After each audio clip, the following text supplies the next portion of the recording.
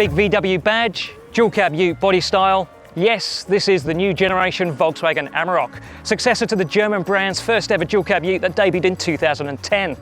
But where that original Amarok very much went its own way, this version has been co-developed with the Ford Ranger. So, is it just as good as, or is it even better than this Aussie-American twin? Let's find out.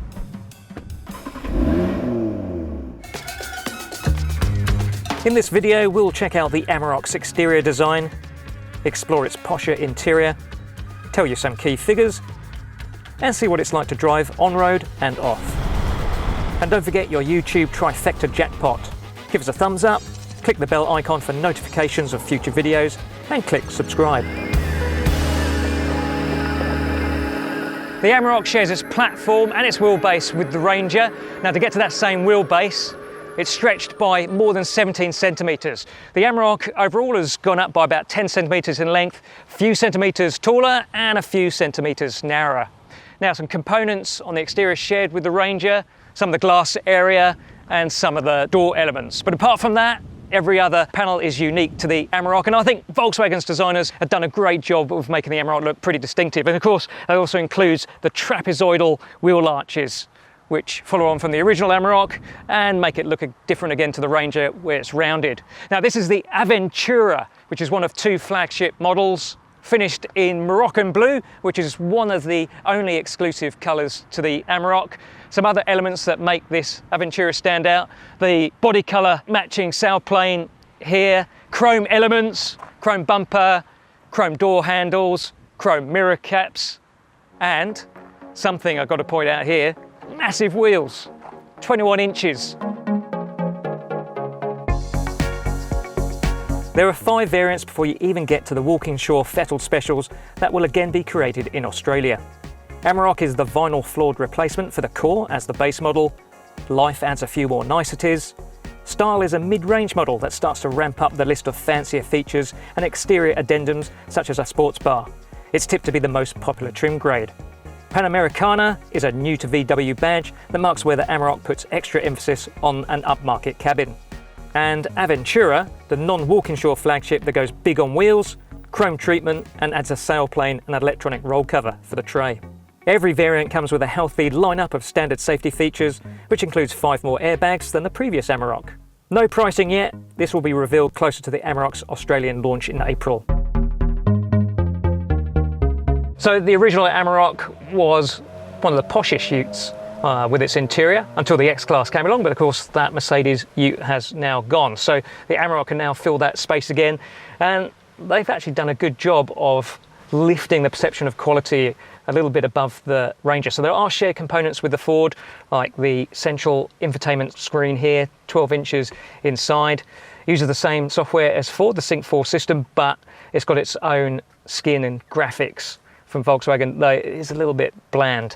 The digital driver's display that actually borrows the graphics from Ford, but I don't mind that. There's still enough here, enough differences that it does feel like it's an Amarok interior. That includes this T-shaped dash and also the choice of materials that are being used.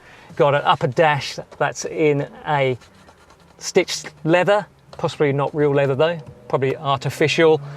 Same again used for the upper door cards here. Some nice little sort of aluminium style trim insert there. Same again on this upper glove box, which is actually quite nicely damped.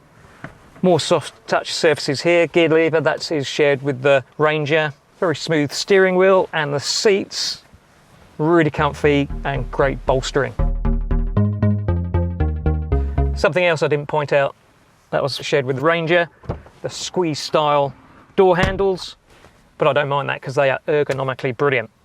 Rear seat legroom, well, it's not the most in the dual cab ute segment, but it's okay, like the Rangers. But I think the VW feels slightly better because you've got these scallop seat backs and the headroom is good. Get a centre armrest, couple of cup holders, vents, seat pockets, bottle holders in the doors, and down here we've got a 12-volt socket and a normal power socket. No cab chassis, 4x2 or single cab Amaroks for Australia this time around. It's a dual cab 4-wheel drive only. Generous tray size continues to be an Amarok asset, still capable of fitting a Euro-sized pallet. There are also 6 load lashing rings and a track system with movable clamps. And LED tray lighting is standard on all Australian Amarok models. The maximum payload has increased from 1 tonne to just under 1.2 tonnes, one of the best figures in the segment. Even the old Amarok, after 12 years, right at the end of its life cycle, was a really good ute to drive. So that really is a testament to the level of engineering that went into the original. So plenty of expectation for the new Amarok, not least because it's twinned with the Ranger, that is our benchmark ute at the moment. Something else the Amarok brought first time round was a very car-like driving position, and it's the same with the new car, particularly with so much adjustment on the driver's seat. It feels like there's a little bit more than you get on the Ranger, but electric adjustment, 10-way, that's standard on the style variant upwards, and you can change the swab angle, and you can get quite a bit of difference in the height adjustment. So I quite like the lowest setting here, which is most car-like. The steering is excellent, really is. So the Ford Ranger steering is good, but this feels like it's just a little bit better again. There's just a little bit of extra precision just as you come off centre, and then it's just really linear. It actually makes like driving on these sort of curvy mountain roads that we're on at the moment really actually enjoyable to drive. And honestly, just a few years ago, you just couldn't really say that about a dual cab ute, even with the Amarok. Choice of drivetrains, all shared with the Ranger, all diesels except one. There's a single turbo diesel, but that's for lower spec models. There's a twin turbo diesel, and there's the V6 diesel, of course. Now that is replacing that VW Group, a V6. That was a pretty good engine. Will owners of those older Amaroks, and especially the Walkinshaw models, will they be happy with this V6? I'm wondering if they will think about if there's a little bit of grunt missing, but there's no doubt that the V6, the 3 litre, is really smooth, it's quiet, and I would say, just as with the Ranger, that is the pick of the engines to have, especially because it's teamed with full-time all-wheel drive rather than the part-time all-wheel drive that you get with the other engines. The one exception is a twin-turbo petrol engine with 222 kilowatts. We're really intrigued about this engine, but unfortunately it's not available on this global launch to drive, so we can't tell you about that engine, which is exclusive to the Aventura that we're driving. We believe it's going to be probably a no-cost option to the V6. So again, Volkswagen sees that as quite a bit of a premium engine. Ride quality is an interesting one because it does differ between specs. So this Aventura on those 21-inch wheels, it is firm, it has unique dampers up front, so it is designed to be the most road-focused of the Amaroks, and it certainly does deliver on a windy road in that respect, but there is a trade-off because the ride can be quite jittery, jiggly at times depending on the road surface, very firm. Now we've driven a couple of other models. We've driven the Panamericana on 20s. Now those 20s are options that won't be coming to Australia, it will be on 18s, so it's not indicative of the actual Panamericana that we'll get, but you can say on that 20s you can notice that the ride is a little bit softer. And then on the 18s, which we tried in a style variant, well, that's kind of that seemed like a sweet spot for ride. So look, it's going to come down to, look, if you want the Aventura, you just want the flagship, which has got all the bells and whistles, you may be more than happy to put up with the compromises of the ride, but it doesn't ride as well as the old Amarok in that respect.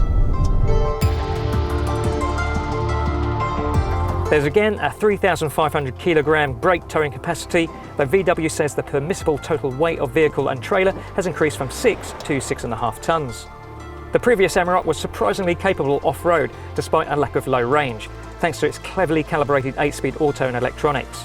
Now it's a 10-speed auto with either electronically selectable part-time four-wheel drive or full-time all-wheel drive, depending on model and engine. The Panamericana is the most off-road focused model and will come with all-terrain 18-inch tyres.